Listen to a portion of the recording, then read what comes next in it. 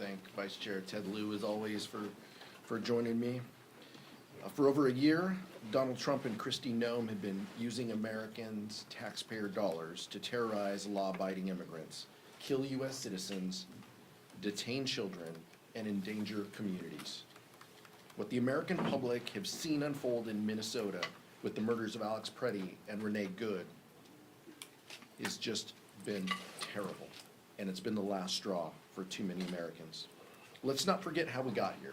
Last year, House Republicans passed the big ugly law to rip health care and food away to American families, and they used those cuts to pay for $200 billion to the Department of Homeland Security, including $75 billion to ICE.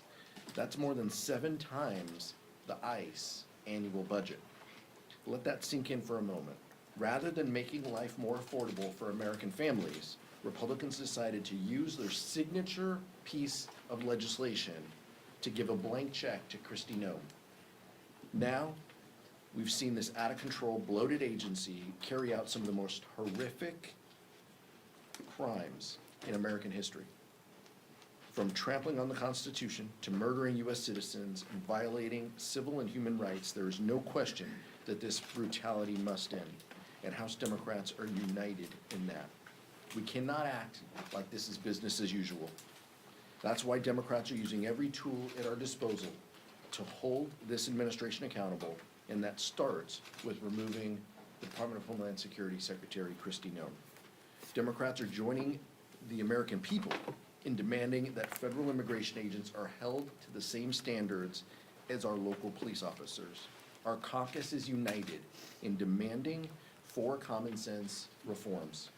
Body cameras must be required by law, masks must come off. Judicial warrants are a requirement, not a suggestion.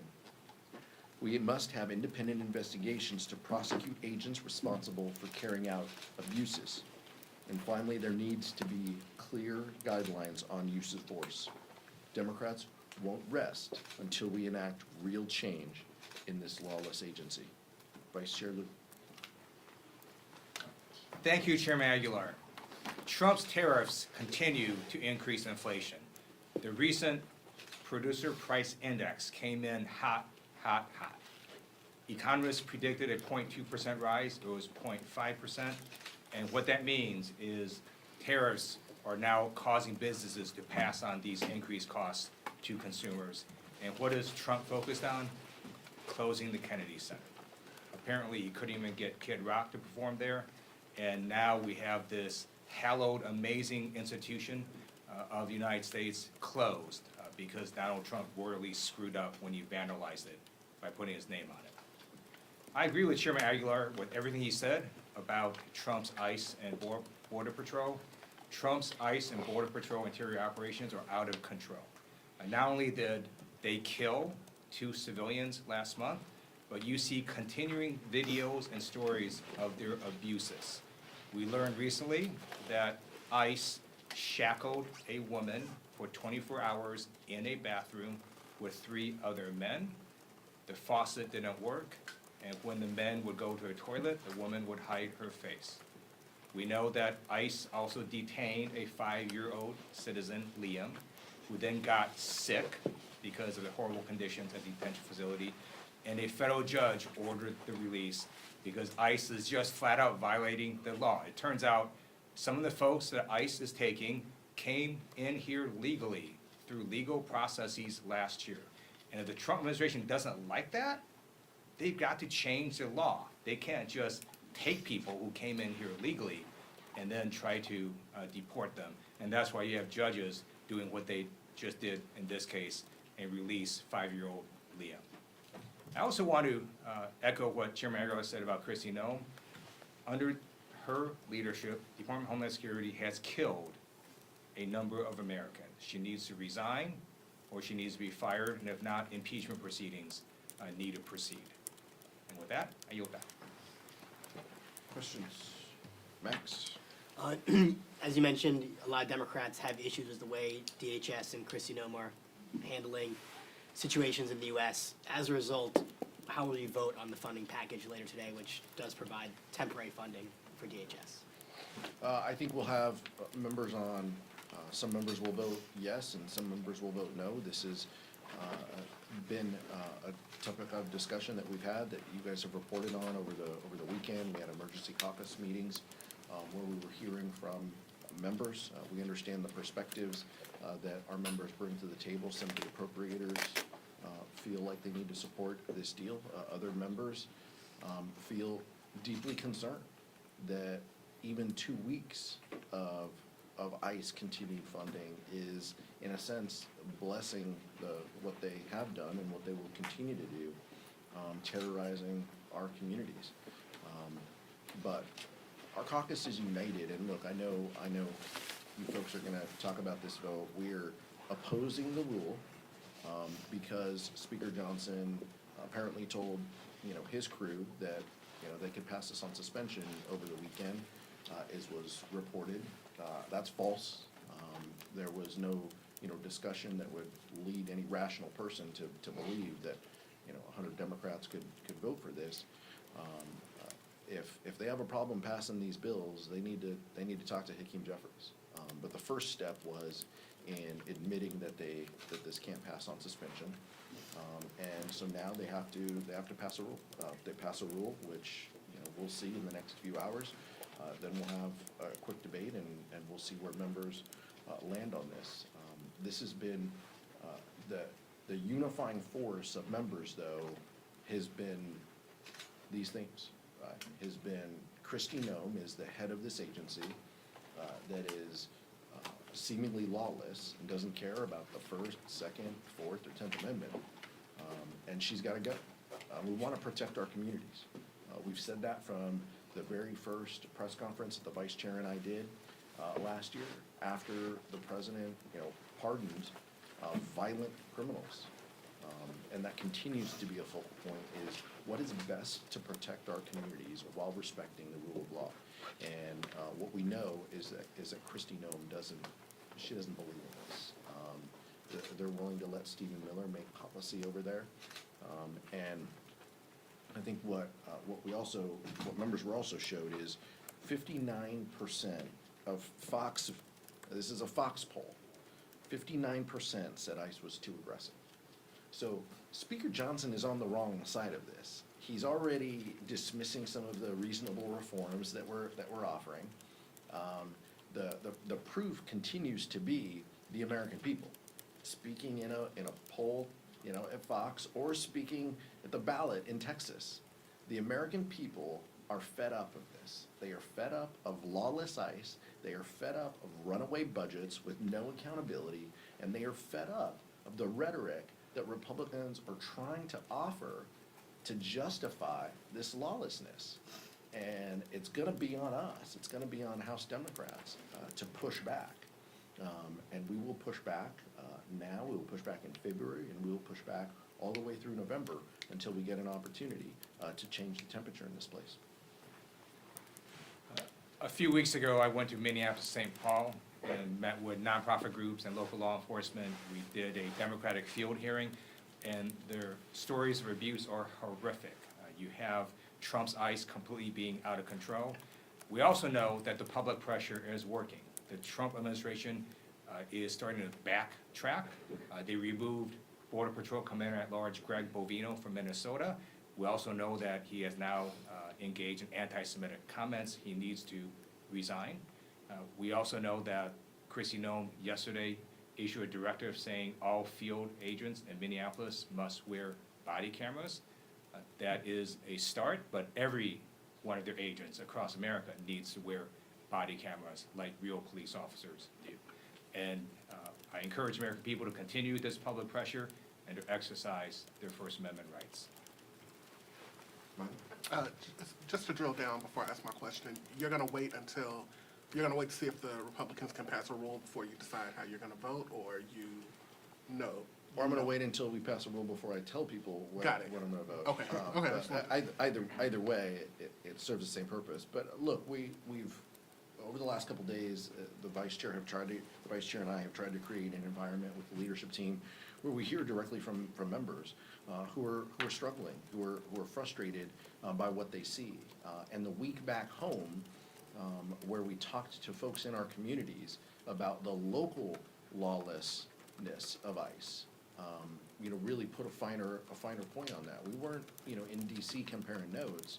You know, we were back home talking to our communities, and we're the ones that have to look folks in the eye who have experienced some of these tragedies and horrific behavior. The vice chair in Minneapolis, St. Paul, and many other folks visiting ICE detention facilities or trying to visit ICE detention facilities or talking to community leaders and advocates.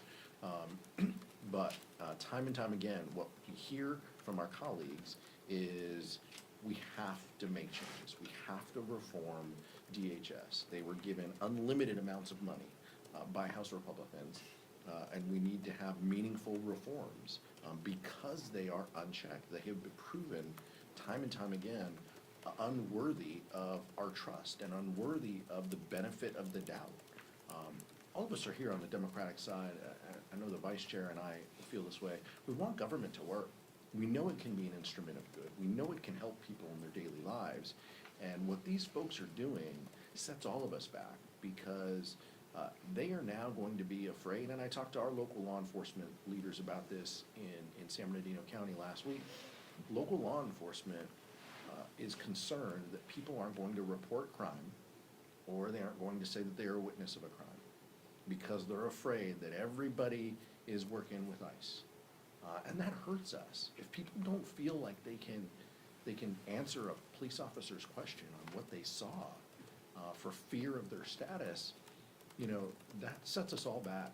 And by the way, every one of these law enforcement agencies, you know, I met with locally, they have an identifier on them. They have their name on a polo. They have their name on their uniform. It says which agency employs them. They have a clear identifier as to who they are and where they work. Shame on us if we can't create an environment that mirrors exactly what our local governments have been doing and have been doing well and have been doing with the trust and support of our community members. Mr. Chairman, really quickly, you all got a 3-year extension through a discharge petition during the last shutdown, after the last shutdown, and it's languishing in the Senate right now. It's not looking like it's gonna get a vote. You and Republicans are far apart on these reform demands that you all are looking to get. In a world where any of these reforms happen, and we can talk about all the different ways that they could, are you concerned that the same thing that's happening with the ACA subsidies, where the bill is languishing in the Senate right now, is the same thing that will be happening on ICE and DHS reforms? No, I'm more hopeful. I'm more optimistic that that House Democrats and Senate Democrats are united in reforming ICE. And I know that our Senate colleagues are supportive of the Affordable Care Act tax credits too. You know, that faces you know, difficulties with 60 votes and needing so many Republicans to join on board too. But I will tell you that the conversations I've had with a small amount of senators, it leads me to think that they are united with us. They want to stand, you know, with us to reform this terrible agency, and they're willing to, you know, stand up and speak up and use their voice and their platform and their vote in order to make that happen. Because they see what we've all seen. They see that this administration is trying to tell us, don't believe your eyes, trust us. And we know that they're not worthy of that. So, you know, I feel confident in the strength of the House Democratic Caucus and our unified purpose and message, no matter what the vote outcome is. We're going to walk out and we're going to be focused on how we get rid of Kristi Noem and how we ensure that DHS is a reasonable organization, and that's going to take significant reforms to get there. Thank you. Senate Majority Leader John Thune said this morning that it's an impossibility that there would be a deal within the next 10 days. If that's the case, do House Democrats plan to uniformly vote against another CR for DHS? One step at a time. You know, we got the rule vote in front of us this morning, and in the afternoon we have our vote. I'm not going to presuppose what's going to happen in 10 days today, but I will tell you that it's been, you know, shocking to see that, you know, House and Senate Republicans don't even want reasonable reforms to this lawless agency. They're seeing the same numbers and the same, polls, we are. The American public is standing with us and asking us to do something. And John Thune and Speaker Johnson are willing to just do nothing. They're willing to just let the status quo continue. House and Senate Democrats have said time and time again that's not going to happen. Andrew, no? Grassroots groups, progressive members have said that letting DHS funding continue to lapse is in itself the leverage that is needed to do things like get Kristi Noem out of office, to get significant reforms at ICE, including, beyond body cameras and things that folks say are not significant enough in the aftermath of this Minneapolis shooting. What will you say to the base when, inevitably, there are enough members who have said they're going to vote to pass the government funding bill on final passage? What will you say to the base when they say you guys have just given up your leverage?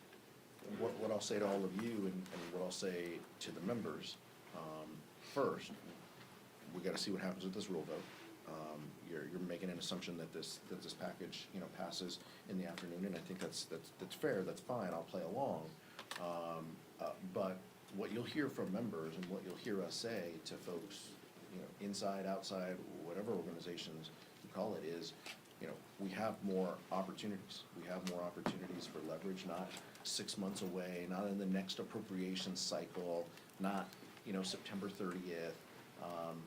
We have some opportunities to make our voices heard in the next 10 days. And if we can build a coalition that includes our Senate colleagues and includes the American public who are seemingly already with us, that's a good first step. So that's what's in front of us.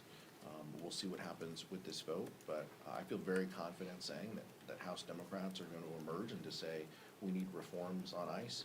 We have a list that we want done, and we aren't settling for half measures. And if Leader Thune and Speaker Johnson don't want to come to the table and negotiate real reform, then they're going to have to explain to the American public why they're shutting down, agencies. And maybe that's something they're comfortable, doing, but that's not going to be on us. It's going to be on them approving the lawlessness of ICE without making simple reforms that respect the First, Second, Fourth, 10th Amendment, and tries to offer some level of accountability and oversight over these agencies. Thank you, Chairman. It appears this deal we're voting on today stems from Leader Schumer talking directly to the White House. Do you feel that House Democrats are being included enough in those conversations, especially if we get down to the road of negotiating possible changes to ICE later on?